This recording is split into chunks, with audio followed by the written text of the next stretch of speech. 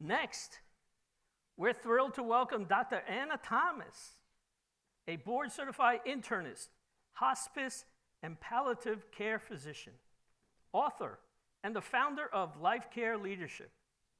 Dr. Thomas is on a mission to help working women who are caregivers successfully balance their professional and personal lives. And she brings a wealth of knowledge and firsthand experience to this conversation. She's an expert in dementia care, leadership, and most importantly, in empowering caregivers to lead with confidence at home and at work. In this session, Dr. Thomas will reveal 3 critical steps every business needs to take right now to support employees who are caregivers, prevent burnout, and create a sustainable, productive workforce. As leaders, you have the power to drive real change in your industry.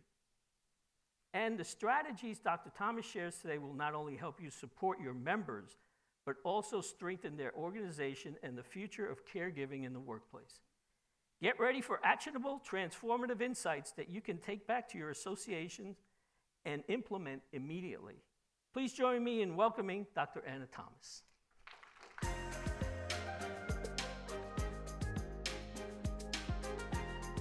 Good morning, everyone. Today I'm going to be talking about a topic that we don't hear that often on stages like this. But it's about a challenge that every business, every organization, every industry, every association is going to be facing over the next 25 years. It's about the age of caregiving. I want to tell you a story. About 4 years ago, I was working as a physician in a nursing home. So 4 years ago was the beginning of COVID. I want you to imagine me all gowned up, gloved up, masked up, and I'm leaning over to examine my patient. And as I'm leaning over, I can feel my phone start to buzz in my pocket.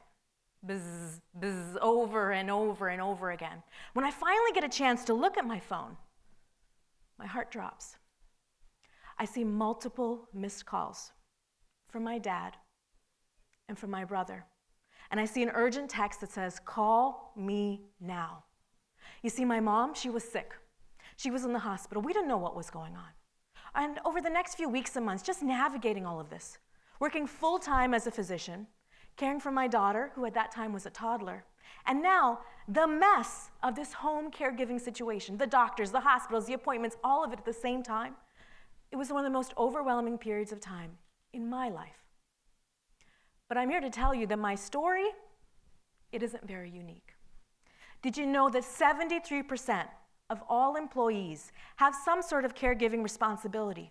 Every day they're going home to a double or a triple shift, and they're caring for aging parents or ailing spouses or sick children, and they're doing this all alone, and they're burning out.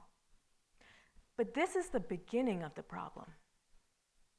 You see, this year, 2024, marks the beginning of a major shift in U.S. history. This year, 76 million baby boomers are crossing over into retirement. This is known as the silver tsunami. But behind the tsunami, there is an aftershock. This is known as the age of caregiving. You see, over the next 25 years, as these baby boomers get older, their health needs will start to change. Their care needs will start to change. Let me just give you one example. Currently in the United States, there are an estimated 7 million older adults living with Alzheimer's dementia. Over the next 25 years, that number is expected to almost double. 13.8 million older adults. This is just for dementia. There's heart disease, lung disease, stroke, cancer, all illnesses that increase in frequency as we get older. And every single one of these individuals will need care. Who is going to provide that care? I can tell you firsthand as a physician, unfortunately, our healthcare industry is not prepared for this. We simply don't have enough doctors, enough nurses, enough good long-term care facilities, enough professional caregivers to do this. So who is going to be providing this care? It's going to be the people who are walking into your offices every single day, from the front door receptionist to the corner office suite and everywhere in between. There are people in this building today, maybe even some of you, who are struggling with this. I want you to think about for a moment the economic impact. The impact of caregiving to the US economy is an estimated $33 billion every single year. This is due to loss in productivity, turnover, recruitment costs, because individuals who are caregiving often have to cut back their hours. They have to go to part-time, and up to a third, they have to leave the workforce entirely in order to meet their caregiving needs. What would be the impact to your business, to your company, to your organization, if a third of your highly skilled, highly talented workforce had to leave entirely because of caregiving responsibilities? Wouldn't it be better if we could find ways to help these talented employees, to help them thrive? Wouldn't it be better for our businesses, for our employees, for their families? Do you agree with me here? Yes. In my company, Life Care Leadership, I help working women do exactly this. I help them balance life and work and care. And I help them through my 3-step framework. Now today, in the time that we have together, I'm going to expand this framework for you as leaders of organizations. Because I want to tell you that caregiving is no longer a private, personal issue. It is now a workforce issue. It is now a workforce imperative, especially since COVID. Since COVID, so many companies have been facing issues like disengagement, lack of motivation, high turnover. Those are all buzzwords that we're all hearing every single day. So if this is you, if this is your company, your organization, then I want you to pay attention to what I have to share. And by the way, at the very end, I'm going to have a QR code, a link, where you can get a handout with detailed notes about this that you can take to your organization and start applying it today. So let's get into this. Step 1 is to lead yourself well. You are leaders of your organization. You set the pace, you set the tone, you define the culture, the way in which people behave, how they act, how they treat each other. Because people come into a job because of income, but they stay in the job based on how they are treated. You as the leader, are you in a space where your people are comfortable coming to you, discussing their caregiving issues, or to their boss or to their manager? Or do they hold back because they're afraid of being penalized? Step 1 is to lead yourself well.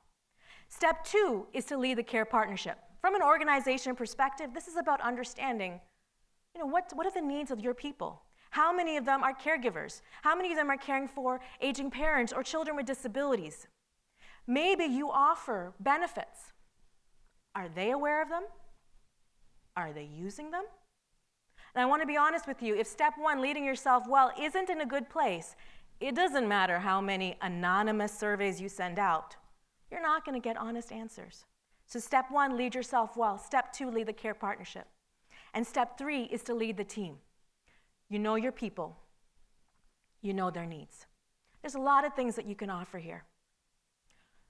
Working remotely, flexible hours, access to caregiver resources. There are a lot of things that you can do, but I want to challenge you to think about beyond just benefits. How can we invest in our employees to help them thrive? I want you to think about leadership development. I know your caregiving employees are probably the last people that you think about, who am I going to send for this leadership training? They might be the last ones. But they're the ones who will benefit from it immediately.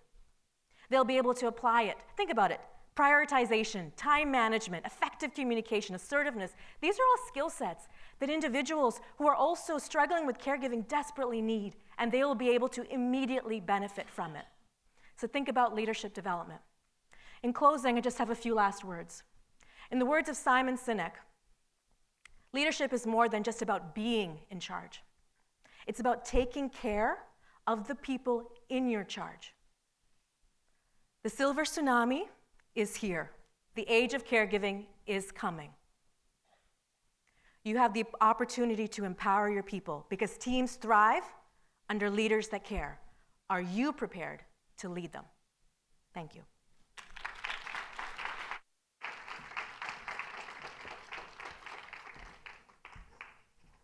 Thank you, Dr. Anna. Something that we don't want to talk about. My plan is to live year-round on a cruise ship, so I have my housing, my food, my everything all right there.